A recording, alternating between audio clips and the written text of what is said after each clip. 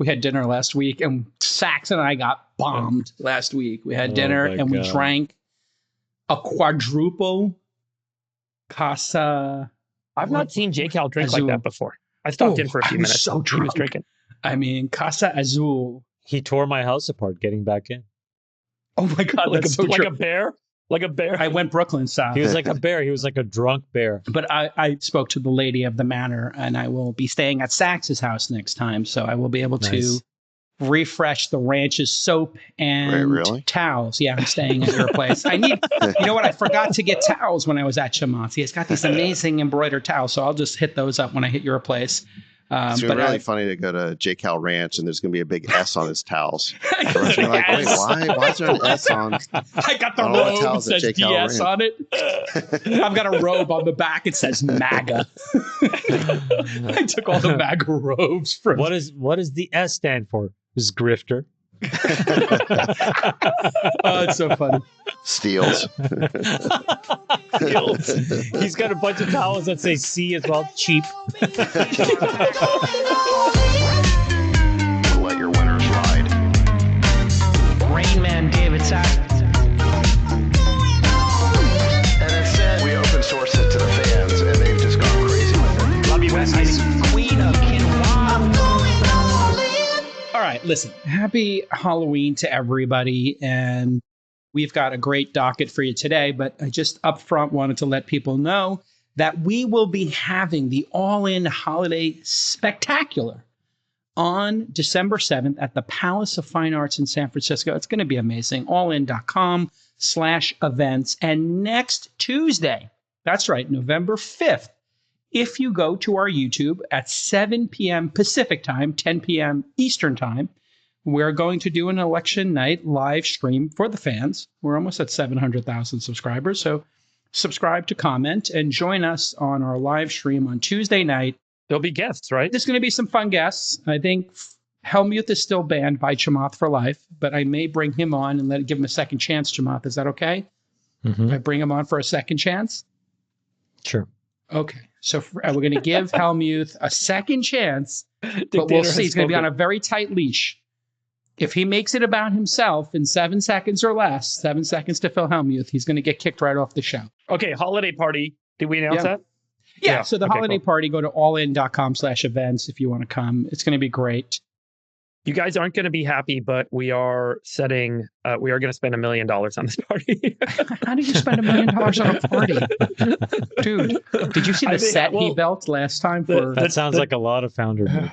That's a lot of it's going to be. Yeah, about 300,000 in founder mode. We'll probably lose money on the party, but it's not meant to be, call it a profit center, but it's just going to be super fun. It's going to be a great party. You cannot put a price on a good time. And, if you're going to get that premium founder mode. Did you always want to be a party promoter when you were like in high school and in college? So when I was in college, I had a DJ set up. I had like synthesizer set up, which I plugged in and I did live electronic music with my DJ set. I'm going to drop the beat, Chamath.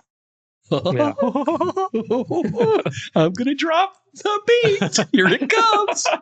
A couple of my startups now are doing something interesting. Athena bought like a pack of tickets and they're doing like a holiday party there with their top. For our event. They basically bought a bundle of VIP tickets and they're giving them to the top customers and their top employees to come that's cool. and make it like their holiday party in San Francisco with their customers. So that's kind of neat, smart move by them. And so if you have a startup and you want to bring your startup, you can buy a pack of tickets, as it were. That's actually a really good idea. A bunch of these small startups should just co-opt our holiday party as your holiday. Precisely. Yeah, just buy 10 tickets and come. If Freebird's going to go blow $1 million, you might as well just co-opt it. I'm hopeful today we're going to sign this DJ, which is everyone knows the DJ, and it is going to be pretty sick if we can get it. He's a degenerate gambler. We know him. We play poker with him. Whatever we pay him, he's going to lose twice as much at the poker game. Let's call it what it is.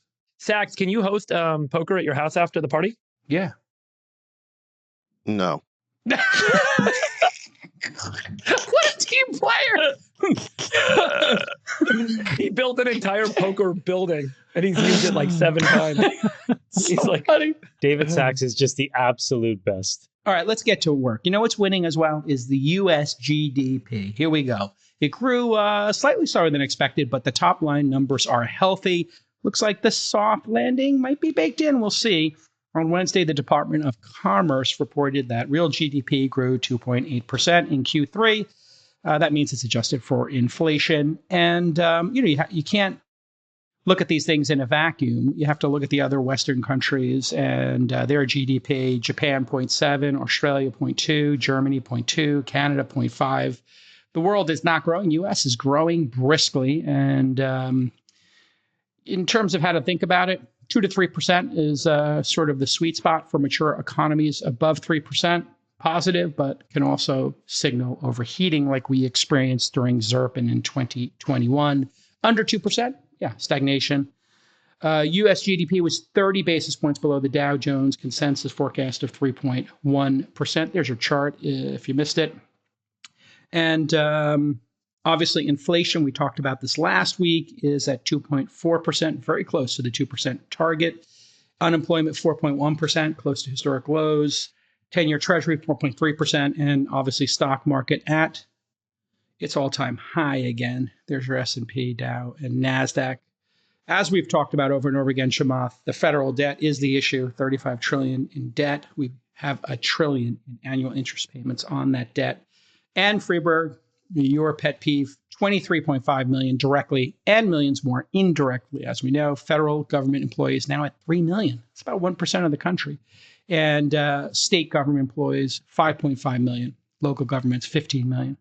Put it all together, we got almost 25 million people working for our government. What do you think the prescription here is, Freeberg, as we come up on election day and we look towards next year? Do you believe we can cut this crazy spending? And what do you think is going to happen to the economy? Will it overheat, soft landing? You're running a company now, so you have to think about this, obviously. Oh, well, I'll separate running a company because I think that's got to be treated independently from macro. You can't build your business around macro. But 10-year treasuries are sitting at just around 4.3%. I think what the market is telling us, and remember, that's off of a low right when the rate cuts were happening. If you'll remember, in mid-September, we got down to just around 3.5%. The market is telling us that with the sort of economic growth we're seeing, low unemployment, and call it modest inflation, this is not the time to be cutting rates. And the market is saying we are expecting higher rates for longer. So I do think that that's one big kind of turnaround that's happened in the last 90 days, which is really, I think, a big surprise to a lot of folks, is just how robust things are relative to where folks thought that they were about 90 days ago, urging, pleading, and supposedly needing a big rate cut to get the economy moving again. But I think at the end of the day, everyone's looking to the election as kind of the next big moment in the economy. Both Trump and Kamala have made fiscal proposals that would be deeply expensive if you assume these budgeting groups that go out and take their policy proposals and try and build a model against them, that they're both going to add trillions of dollars to the debt, they're going to increase deficit spending, et cetera. But the reality is that neither of them are actually going to end up theoretically being able to execute all of those policies. And there will likely be some degree of difference to where we end up on spending. Chamath, a lot of talk about DOGE, the Department of Government, what is the last word? Efficiency. That Elon might be collaborating on. What do you think the chances are? He said there could be $2 trillion in savings that could occur. What are the chances that any meaningful cuts happen and we reverse the trend if Trump, say, he wins and he creates that position? I think the first question that'll inform how dramatic the cuts are is whether we organize ourselves around an accurate sense of where the actual economy is.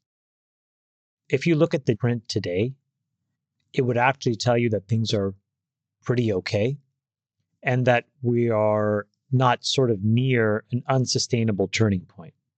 However, and Nick, if you want to just throw up this chart, if you back out the percentage of government consumption that is included in GDP, you start to see a very different picture, which is that over the last 2.5 years, all of the economic gains under the Biden administration have largely been through government consumption. What that means is that